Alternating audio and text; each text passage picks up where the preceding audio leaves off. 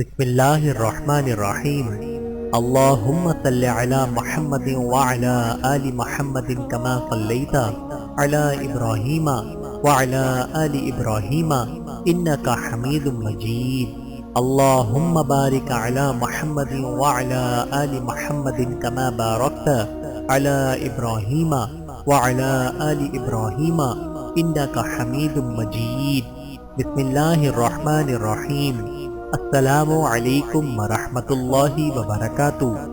موت کا منظر۔ بعض نافرمانوں اور گناہ گاروں کی جان کنی کے مناظر۔ زمین و جائیداد کے ایک تاجر کی جان کنی۔ ایک قریب مرگ شخص سے کہا گیا کہ لا الہ الا اللہ کہو، تو کہنے لگا کہ فلاں گھر میں یہ چیزیں درست کر دو اور فلاں باغ میں یہ کام کر دو۔ ابن قیم نے ایک تاجر کا قصہ بیان کیا ہے کہ وہ اپنے ایک قریب مرگ رشتہ دار کے پاس تھا۔ لوگوں نے اسے لا الہ الا اللہ کی تلقین کی تو وہ کہنے لگا کہ یہ پلاٹ سستا ہے، یہ عمدہ خریداری ہے، یہ ایسا ہے، وہ ویسا ہے، یہاں تک کہ وہ مر گیا۔ ایک شرابی کی جان کنی۔ عبدالعزیز بن ابی رواد نے کہا کہ میں ایک آدمی کے پاس موت کے وقت حاضر ہوا۔ اسے لا الہ الا اللہ کی تلقین کی جا رہی تھی۔ اس کا آخری کلمہ یہ تھا کہ جو تم کہہ رہے ہو اس کا انکار کرنے والا ہے، اور اسی پر وفات پایا۔ عبدالعزیز نے کہا کہ میں نے اس کے متعلق پوچھا تو معلوم ہوا کہ وہ شراب کا عادی تھا۔ اس کے بعد عبدالعزیز کہا کرتے تھے کہ گناہوں سے بچو، کیونکہ اسی گناہ کی وجہ سے وہ اس کا شکار ہوا۔ ایک ظالم و جابر کی جان کنی۔ حکیم عنسی اپنے باپ سے روایت کرتے ہیں کہ ان کے دادا نے کہا کہ میں حجاج بن یوسف کی جان کنی کے وقت حاضر ہوا۔ جب نزا کی کیفیت ان پر طاری ہوئی تو کہنے لگے کہ اے سعید، ہم دونوں کا کیا حال ہوگا؟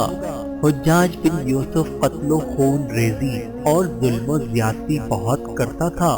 شریفوں اور نیکوں کے علاوہ ایک بڑی تعداد میں لوگوں کو قتل کیا، اور جن لوگوں کو حجاج نے قتل کیا تھا ان میں جلیل القدر تابعی سعید بن جبیر رحمت اللہ بھی تھے۔ جان کنی میں مبتلا ہوا تو چہرے پر تھپڑ رسید کیا۔ ایک شخص کے بارے میں یہ سنا گیا ہے کہ اپنی جان کنی کے وقت اپنے چہرے پر تھپڑ مارنے لگا اور کہنے لگا، ہائے افسوس اس بات پر کہ میں نے اللہ تعالیٰ کے حق میں کوتاہی کی۔ ایک دنیا دار کی جان کنی۔ ایک شخص سے کہا گیا کہ لا الہ الا اللہ کہو، تو کہنے لگا پیلی گائے، کیونکہ اس کی محبت اس پر غالب تھی۔ اللہ تعالیٰ سے ہم دعا کرتے ہیں کہ وہ اپنے فضل و کرم سے ہمیں عافیت میں رکھے اور کلمہ توحید پر خاتمہ فرمائے۔ جان کنی کے وقت قصوروار لوگوں کی وصیتیں۔ ایک شخص نے اپنی جان کنی کے وقت کہا، دنیا نے میرا مذاق اڑایا یہاں تک کہ میرا وقت پورا ہو گیا۔ ایک اور شخص نے اپنی موت کے وقت کہا، دیکھنا دنیاوی زندگی سے فریب نہ کھانا جس طرح سے میں نے فریب کھایا۔ ایک اور شخص سے اس کی موت کے وقت کہا گیا، لا الہ الا اللہ پڑھو۔ اس نے کہا، ہائے نہیں پڑھ سکتا۔ ایک شرابی کے ہم نشین کی جان کنی۔ ایک شخص شرابیوں کے ساتھ بیٹھتا تھا۔ جب اس کی جان کنی کا وقت آ پہنچا تو ایک شخص کلمہ شہادت کی یاد دہانی کے لیے اس کے پاس آیا تو اس نے جواب دیا، شراب پیو اور مجھے بھی پلاؤ۔ پھر وہ مر گیا۔ ایک شطرنج کھیلنے والے کی جان کنی۔ ایک ایسے شخص کی جان کنی کا وقت آیا جو شطرنج کھیلتا تھا۔ اس سے کہا گیا، کہو لا الہ الا اللہ، تو اس نے کہا شاہق، پھر مر گیا۔ اس کی زبان پر وہی چیز غالب رہی جس کا کھیل کود کی زندگی میں عادی تھا، چنانچہ اس نے کلمہ توحید کے بدلے میں شاہد کہا۔ ایک گانا سننے والے کی جان کنی۔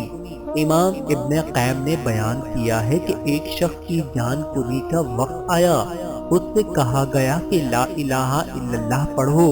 تو گانا گانے لگا اور کہنے لگا تن تنہا تن، یہاں تک کہ مر گیا۔ ایک بے نمازی کی جان کنی۔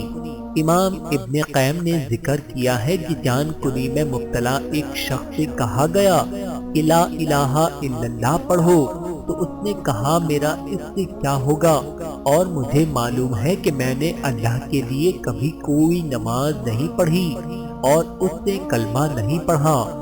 اللہ تعالیٰ سے دعا ہے کہ اللہ تعالیٰ جب ہمارے اوپر نزا کی حالت ہو اور جان کنی کا وقت قریب آئے تو ہماری زبانوں سے کلمہ طیب لا الہ الا اللہ پڑھوا دے، اور ہمیں اپنے فضل و کرم سے ہمیں عافیت میں رکھے اور کلمہ توحید پر خاتمہ فرمائے۔ ہم اللہ تعالیٰ سے اپنی خطا اور لغزشوں کی مغفرت چاہتے ہیں۔ آمین ثم آمین۔